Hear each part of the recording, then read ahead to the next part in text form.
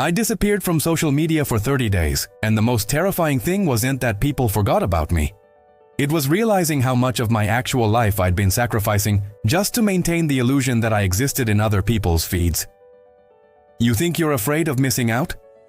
But what you're really afraid of is finding out that nothing changes when you're gone. That the world keeps spinning without your updates. That maybe you've been performing for an audience that was never really watching in the first place. The panic starts the moment you consider going offline because somewhere deep down, you know that if you stop posting, you'll have to face the uncomfortable truth about how much of your identity was built on being seen rather than on actually living. You check your phone before you're fully awake. You post your coffee like it's proof you're starting the day right. You document moments instead of living them. You craft captions that sound effortless but took 20 minutes to write. You feel anxious when you haven't posted in 2 days because what if people think you're boring or struggling or irrelevant? You compare your real life to everyone else's edited highlights and convince yourself you're falling behind. You measure the success of your experiences by how many people validated them with a double tap. You feel guilty for enjoying things privately without turning them into content.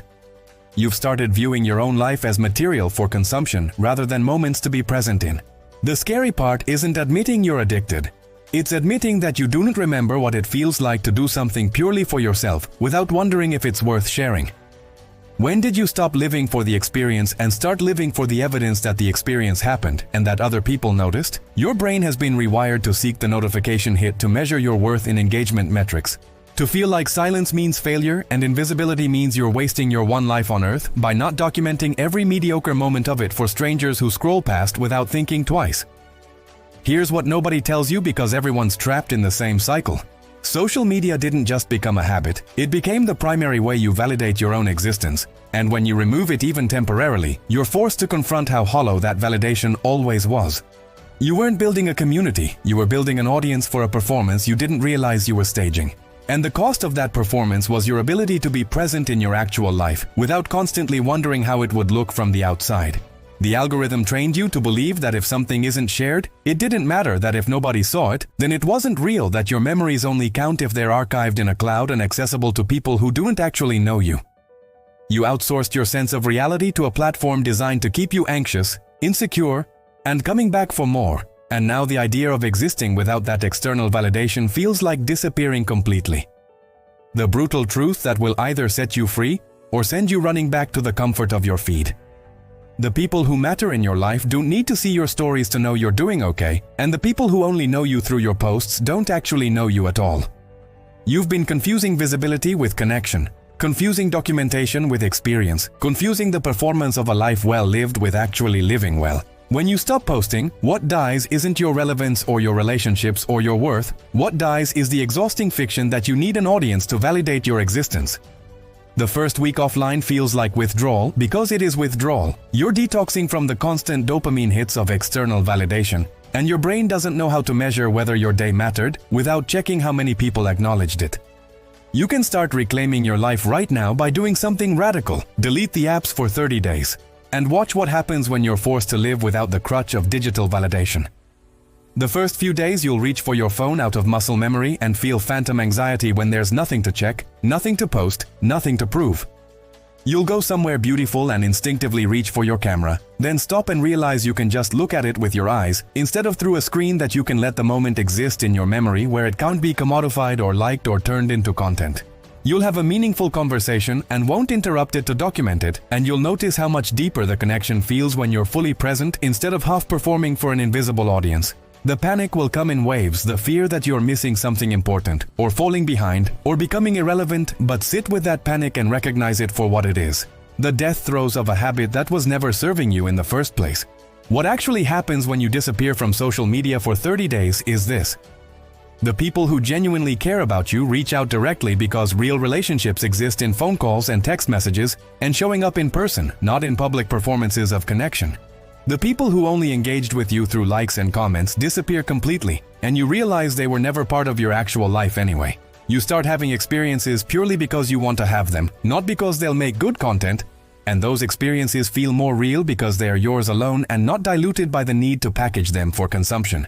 You read books without photographing them, you cook meals without styling them, you watch sunsets without posting them, and slowly you remember what it feels like to exist without needing proof that your existence matters. The path back to your actual life requires you to completely reprogram how you think about presence and relevance and connection. And that reprogramming is uncomfortable because it means admitting that you've been spending years optimizing for the wrong things. You've been trying to seem interesting instead of being interested, trying to look happy instead of building happiness, trying to appear successful instead of defining what success actually means to you outside of other people's approval. Going offline doesn't mean becoming a hermit or rejecting technology or pretending the digital world doesn't exist. It means recognizing that your real life is happening in the spaces between posts, in the moments you don't share, in the conversations nobody else witnesses, and that those unwitnessed moments are actually more valuable than anything you could ever broadcast. The scariest thing about stopping posting isn't what you lose, it's what you discover you never really had in the first place. Genuine connection built on showing up for people in real-time, self-worth that doesn't fluctuate based on engagement metrics, peace that comes from being present instead of performing, and the freedom to live your life without constantly auditing it through the lens of how it will be perceived by people who don't actually know you. You realize that most of what you thought was important was just noise, that the relationships that matter don't require public maintenance, that your worth is undetermined by how many people are paying attention to you at any given moment, and that the version of yourself you were performing online was a curated fiction that was exhausting to maintain and impossible to live up to. When you come back after 30 days, if you come back at all, you'll do it differently because you'll have remembered what it feels like to exist without the constant pressure of digital validation, and you'll realize that the most interesting people you know are the ones who aren't trying to be interesting for an audience. You'll post less and live more. You'll share things that actually matter instead of things that perform well. You'll stop measuring your worth in metrics that were designed to keep you insecure, and you'll finally understand that the best moments of your life will never make it to your feed because they're too real, too intimate, too present to be reduced to content for people who are scrolling past on their way to someone else's performance. If you're terrified of disappearing from social media, that terror is telling you something important. You've confused your online presence with your actual presence, and until you're willing to exist without the validation of strangers, you'll never know who you actually are when nobody's watching. The most powerful thing you can do is log off and live so fully in your real life that the idea of performing it for an audience feels absurd. And when you reach that point, you'll realize that everything you were afraid of losing was just keeping you from finding what you actually needed all along.